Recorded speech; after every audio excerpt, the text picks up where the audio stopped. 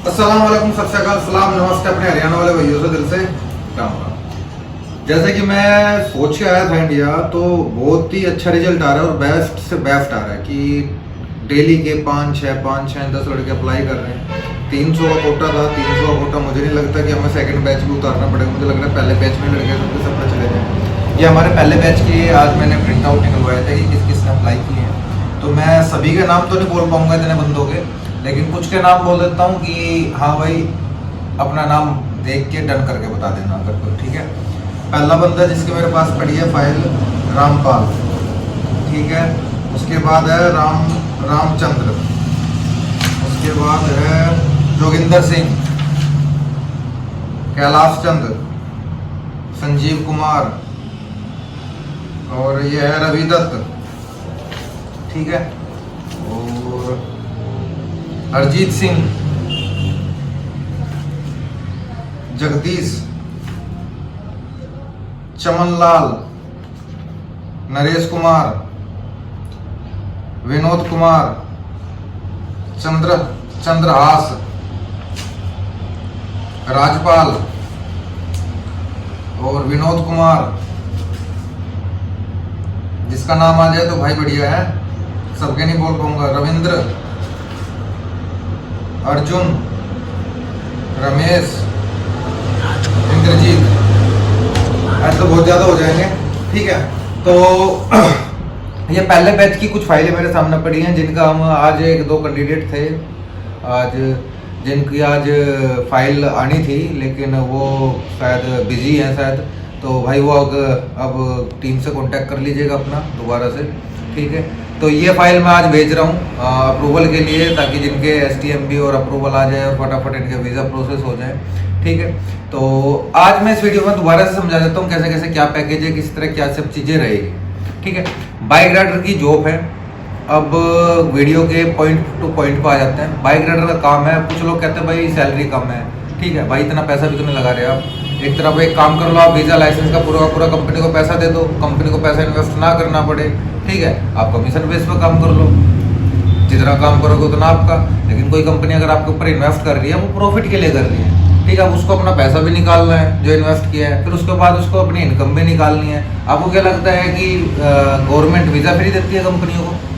अब आप कहेंगे भाई अगर आप वीज़ा फ्री दोगे तो कमाने के आप भी तो कमाओगे, भाई तुम भी तो कमाओगे, ठीक है। या फिर ऐसा कर लेते हैं कि तुम इन्वेस्ट ना करो, कंपनी इन्वेस्ट करो, मतलब कि तुम सिर्फ ये देखना चाहते हो, ये कहना चाहते हो कि ना भाई हम काम कर रहे हैं, आपको एम्प्लॉइयों की जरूरत है, फिर हम क्यों पैसा लगाएं? भाई तुम्हें भी तो नौकरी की जरूरत है, तुम्हें भी तो सैलरी की जरूरत है, जरूरत एक दूसरे की सबको है। गवर्नमेंट किसी को फ्री वीजा नहीं देती है कि हाँ भाई गवर्नमेंट फ्री वीजा, भाई हमने वीजा का पैसा देना है गवर्नमेंट को, ठीक है। आपको जॉब का पैसा देना है, ठीक है। तो ये चीज़ दिमाग से निकाल दें कि भाई एम्प्लॉइयों की आपको जरूरत है, भाई तुम्हें भी तो काम की जरूरत है। अगर तुम्हें जरूरत नहीं है तो हमें भी जरूरत नहीं है। तुम्हारे जैसे बंदे 50 बंदे बहुत लाइन में खड़े हैं, ठीक है। कोई बंदा बोलता है कि जी आपका ऑफिस, भाई इंडिया में ऑफिस है अपना, इंडिया में भी अपना ऑफिस है। मेरे ख्याल से ऑफिस ओपन करने का मुझे तो फायदा नहीं लग रहा, क्योंकि हर किसी को इतना ट्रस्ट है, भगवान की दुआ से इतनी फाइलें सबमिट हो गई और इतने पेमेंटें आँख बंद करके अप्लाई कर रहे हैं लोग कि ऑफिस आने की जरूरत ही नहीं है किसी को। अब कोई नज़दीक का बंदा है तो वो आ गया, नहीं तो दूर वाले बंदे बोले भाई इतना टाइम नहीं है, इतनी दूर आएंगे, ये वो चीज़ें सब आप प्रोसेस बताओ। अब मैं बता देता हूँ कि सैलरी से लेके हर चीज़, सैलरी जो है वो 2150 dirham फिक्स सैलरी है, प्लस इसमें कमीशन है। अब कमीशन किस तरह रहेगा बोल लेंगे, कमीशन किस तरह रहेगा भाई, 10 ऑर्डर के ऊपर आप जितने ऑर्डर करोगे उस ऑर्डर का आपको कमीशन मिलेगा। 7.5 dirham कम से कम है, ठीक है। कंपनी की तरफ से बाइक, सिम, पेट्रोल, ठीक है, और रूम, ये सारी चीज़ें कंपनी प्रोवाइड करा रही है, ठीक है। और क्या बच गया? अब आप कहेंगे जी कंपनी कौन सी रहेगी? कंपनी क्या है भाई, जो वीज़ा रहेंगे वो हमारी कंपनी के रहेंगे। अब कंपनी के मैनेजमेंट के ऊपर डिपेंड करता है, वो आपको तालाबाद, डिलीवरो, करीम, रुकन, होकर या कौन से ऐप पे कौन सी जगह आपको डालती है, वो कंपनी के ऊपर डिपेंड है। वो आप जिद नहीं कर सकते भाई मैंने तो तालाबाद में करना है, ठीक है। कंपनी को ओनर नहीं चाहिए, एम्प्लॉय चाहिए भाई। कंपनी अपने हिसाब से आपको उसी लायक आपके हिसाब से, आपके लेबिलिटी के हिसाब से आपको काम देगी, किस ऐप पे आपको चलाना है, ठीक है। दूसरी चीज़, कुछ एक लड़कों के क्वेश्चन थे कि सर विश्वास कैसे करें। भाई विश्वास के लिए मेरा नाम ही बहुत है, 5-6 साल से मार्केट में अपना सोशल मीडिया पर काम कर रहा हूँ। जिस टाइम मार्केट में सब छोड़ के भाग गए, उस टाइम भी हम मार्केट में थे और आज की डेट में भी बहुत से छोड़ के भाग रहे हैं, हम आज भी मार्केट में। बहुत से यूट्यूबर ऐसे हैं कि जिनका आता पता नहीं रहा कहाँ है कहाँ नहीं, क्या हुआ क्या नहीं, आज भी हम मार्केट में चल रहे हैं, किसी वजह से ही चल रहे होंगे। और पेमेंट जो है आपसे कोई कैश नहीं ले रहा है कि मैं आपके घर आ रहा हूँ जी आप कैश पेमेंट मुझे दे दो, या आप मेरे घर आ रहे हो कैश पेमेंट दे दो। भाई पेमेंट कैश लेने का मतलब क्या समझते हैं? अगर आप अपने किसी रिश्तेदार को भी पैसे उधार देते हैं तो उसके भी अकाउंट में ट्रांसफर करते हैं कि आपके पास एक प्रूफ हो। इससे बड़ा प्रूफ क्या चाहिए आपको कि बैंक अकाउंट की ट्रांजेक्शन आपके पास है, गवर्नमेंट प्रूफ आपके पास है। कैश पेमेंट तो लेके मैं कह दूँ भाई मैंने लिया ही नहीं, क्या उखाड़ोगे, क्या करोगे?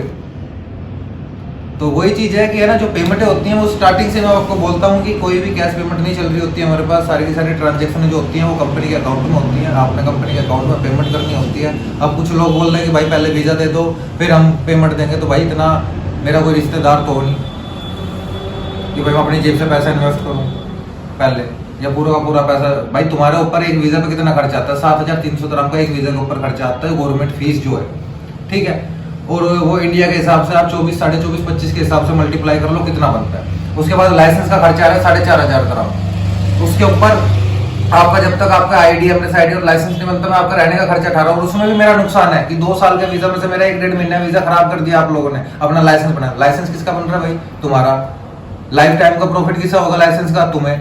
मेरे पास तो तुम 2 साल काम कर रहे हो, बस बहुत हो गया, 2 साल के बाद करोगे, तुम्हारा दिल है तो करोगे, नहीं करोगे तो लाइसेंस तो नहीं छीन लूंगा मैं तुमसे। तो इन्वेस्टमेंट कौन कर रहा है? और उसमें भी मैं है ना सिर्फ आपसे कह रहा हूँ 20 से 25% आपकी इन्वेस्टमेंट है और सारी मैं कर रहा हूँ, वो तो मैंने भाई बाद में लेना है।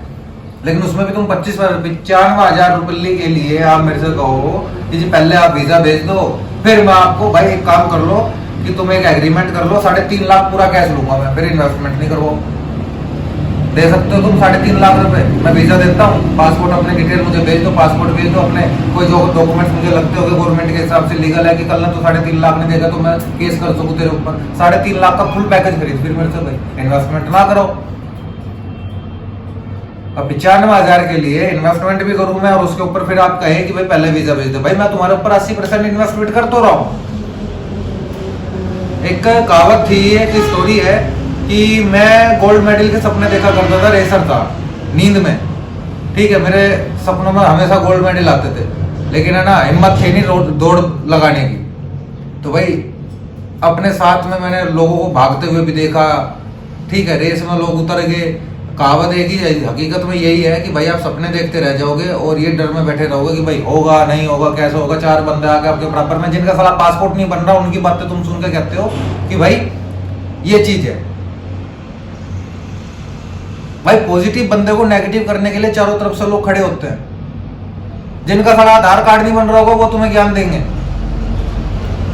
रेस में जीतने के लिए आंख बंद करके भागना पड़ता है, कुछ ना कुछ रिस्क लेना पड़ता है, तभी गोल्ड मेडल हाथ में आते हैं। ऐसा नहीं आते, नहीं तो भाई घर से बाहर निकलने में भी डर है, कोई धड़ाका ना मार जाए। हिम्मत करनी पड़ती है हर चीज के लिए। तो बस मैं यही समझाऊंगा कि जितना आप लोगों ने मुझे प्यार दिया है आने के बाद, जितने लोगों ने अप्लाई किया है, इतनी उम्मीद करके आया था और उससे ज़्यादा ही मिला है मुझे। लोगों ने अप्लाई किया है, मुझे लगता है कि मुझे 15 से 20 दिन के अंदर अप्लाई करा देना है लड़कों को अपने साथ में, कि मुझे लग रहा है कि पूरी फ्लाइट ही अपने बंदों की जाएगी इस बार। तो दुआओं में याद रखिएगा, मिलते हैं नेक्स्ट वीडियो में नई अपडेट के साथ और कैंडिडेट्स के साथ। जल्दी से जल्दी एयरपोर्ट पे अप्लाई करें और जो पेंडिंग सीट बची हुई है उन पर कब्जा करें और अपने फ्यूचर में अपनी फैमिली के बारे में सोचिए। आसपास के लोग सिर्फ आपको गिराना जानते हैं, आपको नेगेटिव करना जानते हैं, लेकिन जब आपके जेब में पैसा नहीं होगा ना तो उस टाइम वो सहारा नहीं देंगे।